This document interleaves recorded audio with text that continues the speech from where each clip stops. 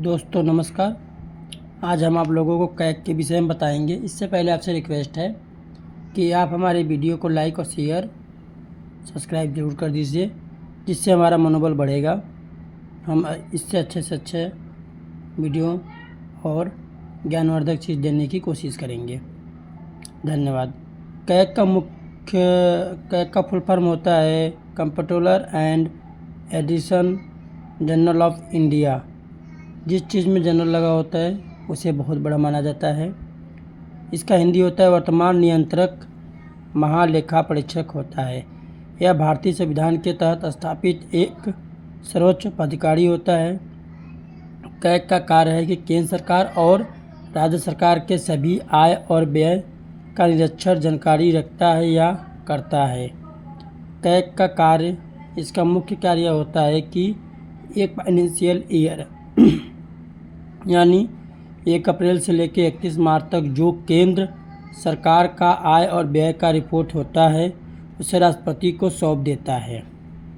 1 अप्रैल से लेकर 31 मार्च यानी एक फाइनेंशियल ईयर तक राज्यों का जो भी आय और व्यय का होता है उसका रिपोर्ट उस राज्य के राज्यपाल को सौंप देता है।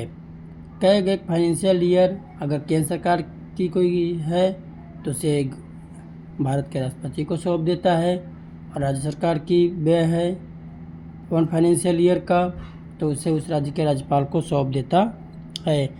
कैग का मुख्य अधिकारी की नियुक्ति राष्ट्रपति करता है, परंतु यह कह सकते हैं कि राष्ट्रपति सरकार के सिफारिश पर ही नियुक्त करता है, अपनी इच्छा से नहीं कर सकता है। योग्यता, कैग के मुख्य अधिकारी का कार्यकाल अधिकतम 6 वर्ष तक होता है या अधिकतम एज 65 वर्ष होता है। इसमें जो पहले आ जाए उसी पर उसे रिटायर लेना पड़ता है। रिमार्क, दोनों से पहले जो आ जाए। कैग का संविधान में कुछ नियम है। कैग से सेवानिवृत्त रिटायर होने के बाद केंद्र या राज्य सरकार के किसी भी पद पर या किसी लाभ के पद पर कार्य नहीं कर सकते हैं। ऐसा नियम इसलिए बनाया गया है कि कैग का कार्य पूरा ईमानदारी से करें, कोई भी बड़े पद का लालच उसे न दे सके। कैग का चयन होने के बाद न तो उसका सैलरी या पद में किसी भी प्रकार का बदलाव किया जा सकता है, जिससे सरकार कैग पर कोई दबाव न बना सके। कैग का सैलरी 2.5 लाख होता है। इस सैलरी को टैक्स मुक्त होता है। कैग के उम्मीदवारों को IAS इंडियन एडमिशन सर्विस या IAAS Indian audit and account service से लिया जाता है, और दोनों को बनने के लिए UPSC सिविल एग्ज़ाम सर्विस को पास करना पड़ता है। कैग का मुख्य कार्य विधानसभा और संसद भवन से पास किया गया किसी भी योजना परियोजना का आय व्यय का रिपोर्ट रखना, लाभ हानि का आदि। कैग का गठन संविधान के अनुच्छेद 148 के अंतर्गत किया गया है। भारत के वर्तमान नियंत्रक एवं महालेखा परीक्षक के संजय मूर्ति हैं, जो राष्ट्रपति के द्वारा चुना गया है। 21 नवंबर 2024 को देश के 15वें कैग के रूप में इन्होंने अपना कार्यभार ग्रहण किया था। कैग का मुख्यालय नई दिल्ली में है। कैग का किसी भी समय अपना त्यागपत्र राष्ट्रपति को दे सकता है। कैग से IAS PCS भारत के किसी भी एग्ज़ाम में सवाल या क्वेश्चन बन सकता है। तो क्वेश्चन यह बन रहा है कि कैग का मुख्यालय कहाँ पे है। कैग का मुख्यालय नई दिल्ली में है। वर्तमान समय में कैग का जो है कि मुख्यालय कहाँ पे है, नई दिल्ली में है।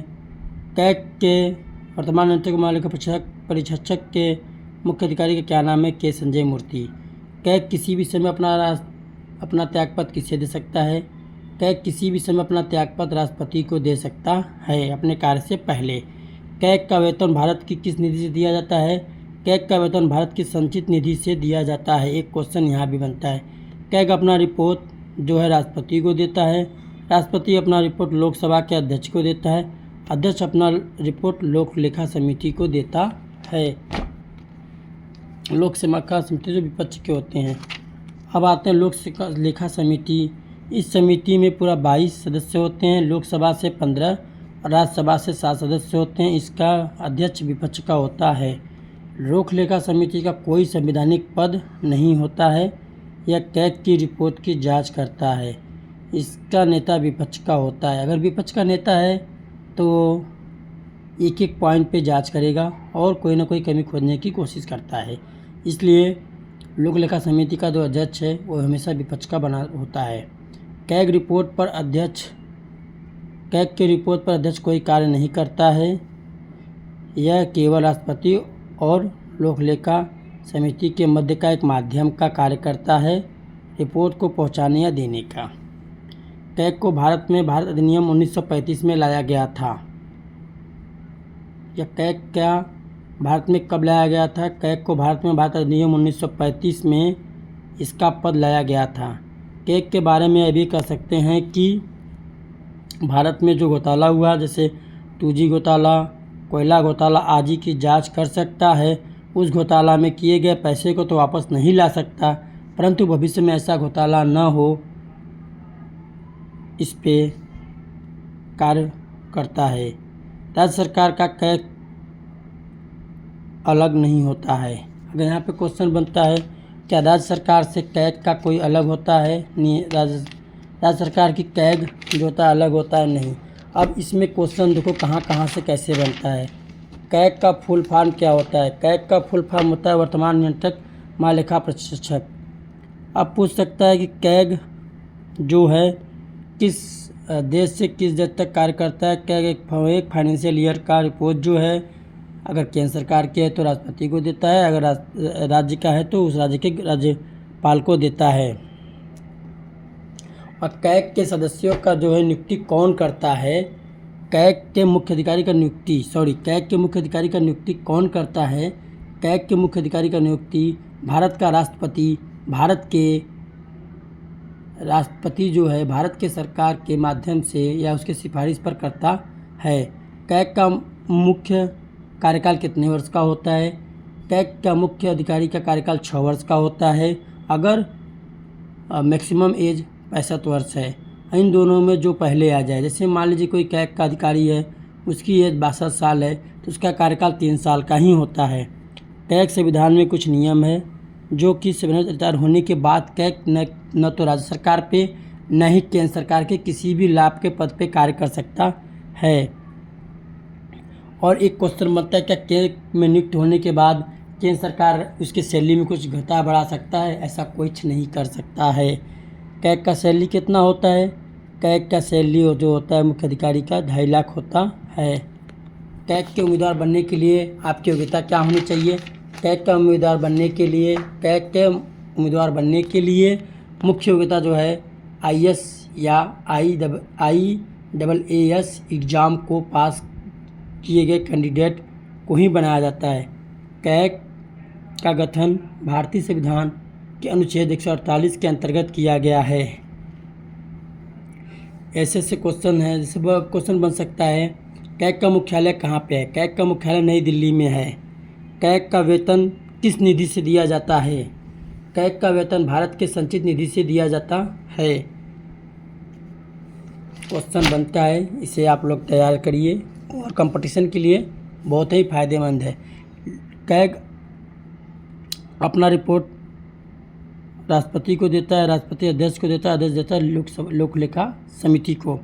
अब यहाँ पे क्वेश्चन बनता है लोक लेखा समिति में कुल कितने सदस्य होते हैं? लोक लेखा समिति में कुल 22 सदस्य होते हैं, जिसमें लोकसभा से 15 और राज्यसभा से 7 सदस्य होते हैं। इसका नेता हमेशा विपक्ष का ही होता है।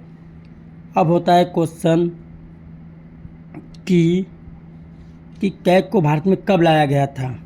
कैग को भारत अधिनियम 1935 में लाया गया था इसका पद। धन्यवाद दोस्तों, आप लोगों से अनुरोध है कि मेरी वीडियो को लाइक और शेयर ज़रूर कीजिएगा। मैं आप लोगों को अच्छे से अच्छे वीडियो और अच्छे से अच्छे क्वालिटी के साथ देने की कोशिश करेंगे। और ये जो है भारत के किसी भी जैसे एग्ज़ाम हो गया, CGL हो गया, UPSC हो गया, IAS हो गया, PCS हो गया, ऐसे क्वेश्चनों में यहाँ से एग्ज़ाम बनते हैं। तो ऐसे एग्ज़ाम को देखते हुए भी हम आप लोगों को अच्छा से अच्छा टॉपिक के विषय में समझाएंगे। Good night.